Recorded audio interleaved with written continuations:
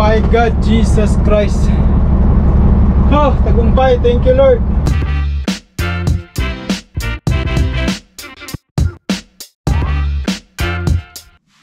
Kumusta kabayan? Miyerkules pa lang ngayon, day off ko po, pero hindi tayo magpapahinga kasi mayroon akong dalawang mahalagang bagay na gagawin ngayon sa araw nito kabayan. Yung una, babalik ako sa doktor kasi nga last week nagpa-check up po ako, nagpa-ultrasound, nagpa-x-ray dito sa aking balikat kasi meron po ako naramdaman na masakit kabayan. Wala naman siyang injury, pero masakit po sa i-stretch, ganyan, Unlike dito sa kabila, di ba? Diretso. Dito hindi ko siya ma-stretch. Sa likod, ayan, kayang-kaya. Itong kaliwa, kanan ko, hanggang dyan lang.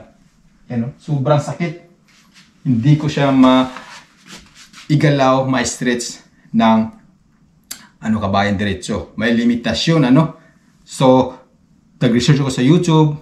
Sa tingin ko, sa palagay ko, ay meron akong dito, yung tinatawag nilang frozen shoulder. Dahil nga related sa trabaho ito, nagtatrabaho ko sa receiving area, medyo physical yung trabaho, more on lifting. Kaya babalik ko sa doktor ngayon, kukuha ko ng report. Sana hindi malala, At bala ko rin i-apply sa SWIB, dito po yan sa Ontario, kapag kailangan natin ng therapy, kasi yung therapy hindi libre kabayan. Pero yung consultation, yung ultrasound, saka x-ray, libre po yun lahat, wala akong binayaran. Pero sa therapy, pagkakalam ko may libre.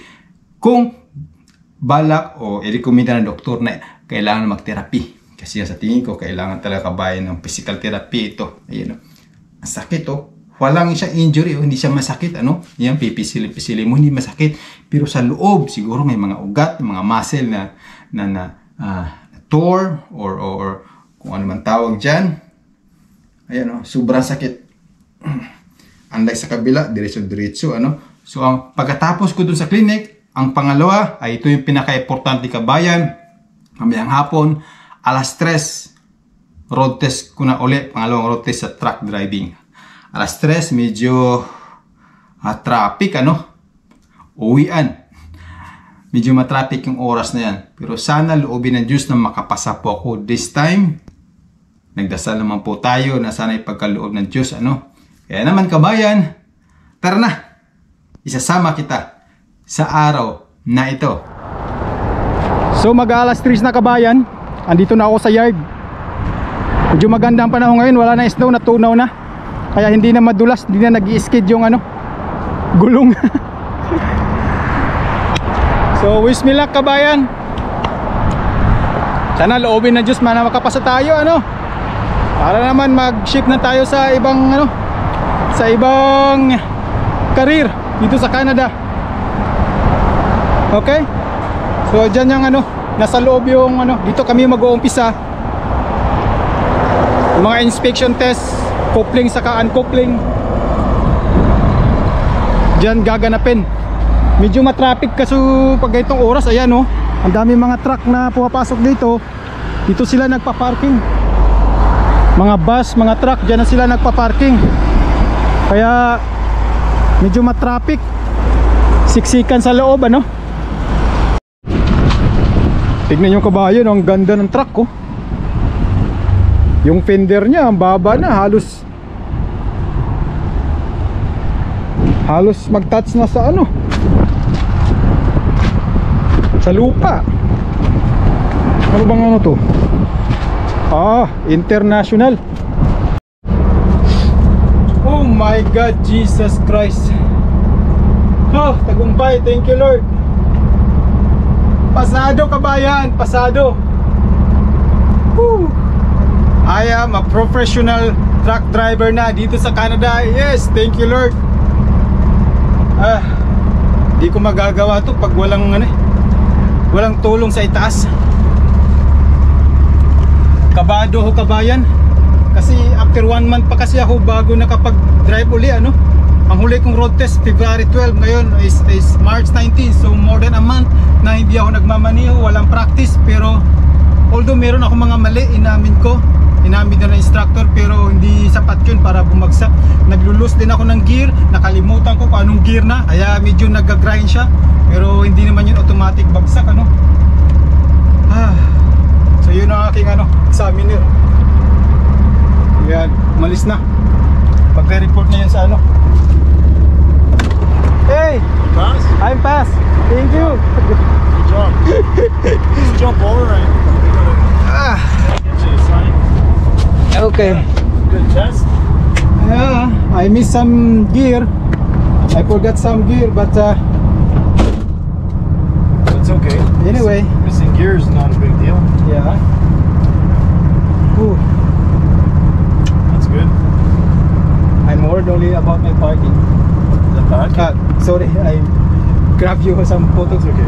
So, anyway, this is my instructor. He's very good man, very good guy. He's a perfectionist type of instructor, which I'm very thankful to him. You're welcome. He's very strict. I know he's just doing his job to make you know, all their students is try to, you know, learn. But anyway, job is job. Thank you very much. I never expect today that I'm going to pass because I have no practice after a month. That's okay. Okay. That's okay. That's good. Thank you. Yeah, you're welcome. That's good.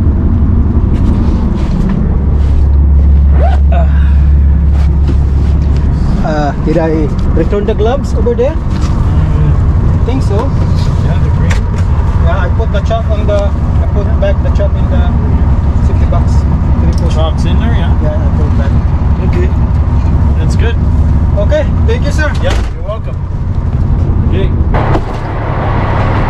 So ayan, ito yung ginamit kong truck. Dito ako nagparking. So sa pagpa-parking ko ay medyo ano din, lagari din. Atras abante, lagari. Kasi kapag sumubra ka sa tatlong lagari, tatlong abante, minus points na yun, pero hindi bagsak yun. Ang importante, may pasok mo on time. Ay, salamat sa Diyos. Pasado ka ba yan? Pasado. This is my first steps sa bagong career dito sa Canada. Whew, grabe. Kabado talaga ako noong una kasi nga maraming pinapagawa sa akin.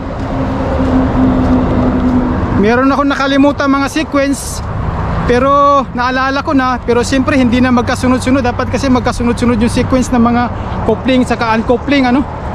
Pero anyway, pasado kabayan. Salamat sa Diyos. Whew.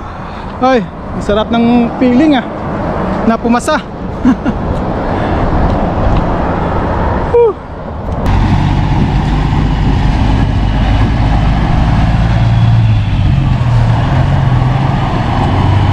Yan na, yun na yung nirintahan kong ano, truck. Diyan ako nag-aaral ng truck driving sa Transport Training Center of Canada, TTCC. Ayan o, magaling dyan magturo kabayan. Diyan kayo mag-inquire kung gusto nyo maging truck driver. Ay, salamat, tagumpay.